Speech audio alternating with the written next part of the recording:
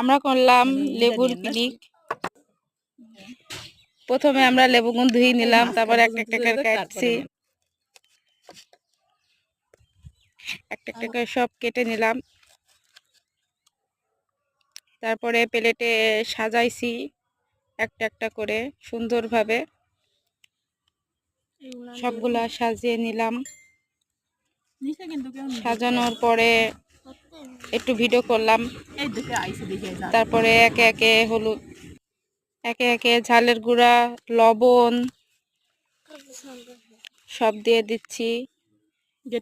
লেবুতে একটু লবণ বেশি না দিলে টক টক লাগবে, তাই একটু লবণ একটু ধরে দিচ্ছি অনেক করে। ঝালের গুঁড়া দিলাম, তারপরে একটু চিনি মিশিয়ে দেব।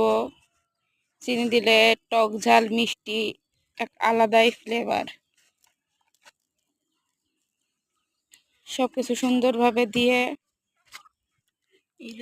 একটা কাঁচামরিচ,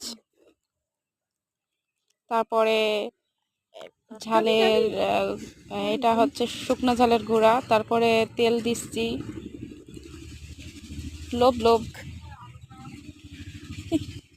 লোভ লোভ হয়ে গেল আমাদের লেবুর পিকনিক।